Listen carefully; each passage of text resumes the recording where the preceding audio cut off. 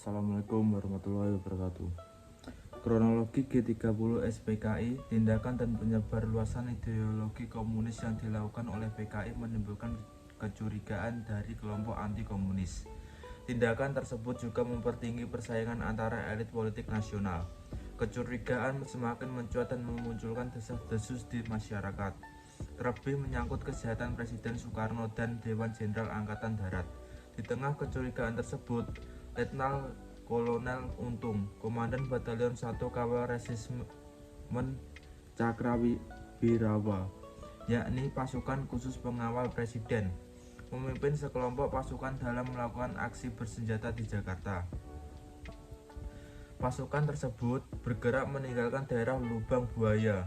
Peristiwa ini terjadi pada tengah malam, pergantian hari Kamis 30 September 1956 menuju hari 1 Oktober 1965.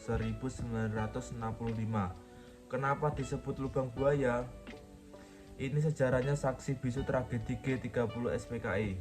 Kudeta yang sebelumnya dinamakan Operasi Takari diubah menjadi Gerakan 30 September. Mereka menculik dan membunuh para perwira tinggi Angkatan Darat. Aksi tentara tersebut pada tanggal 30 September berhasil menculik 6 orang perwira tinggi Angkatan Darat. 6 jenderal yang gugur dalam peristiwa G30 SPKI antara lain Letnan Jenderal Anumerta Ahmad Yani, Mayor Jenderal Raden Suprapto, Mayor Jenderal Mas Tirto Darmo Haryono, Mayor Jenderal Siswondo Parman, Brigadir Jenderal Donald Isaac Panjaitan, dan Brigadir Jenderal Sutoyo Siswomiharjo.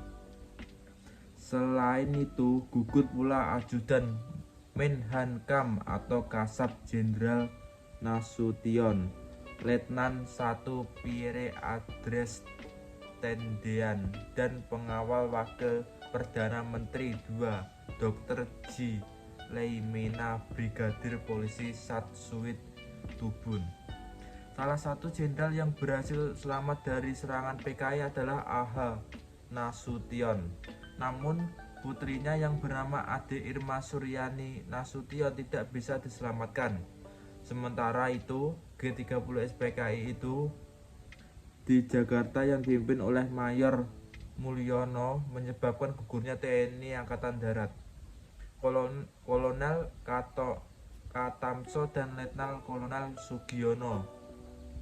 Kolonel Katamso merupakan Komandan Korem 072 Yogyakarta, sedangkan Letnan Kolonel Sugiono merupakan Kepala Staf Korem. Keduanya diculik dan gugur di Desa Kentungan, sebelah utara Yogyakarta.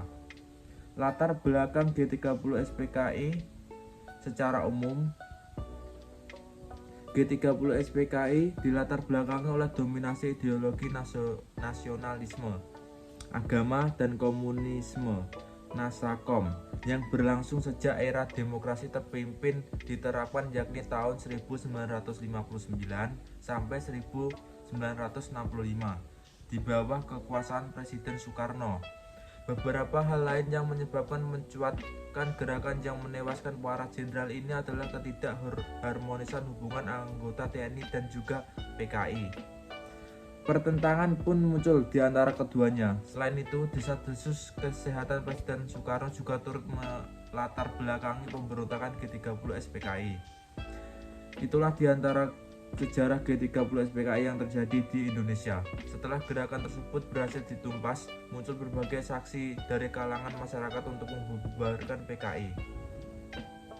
Kendati pun PKI sudah dibubarkan, namun kita mesti tetap waspada terhadap bebayanya laten PKI.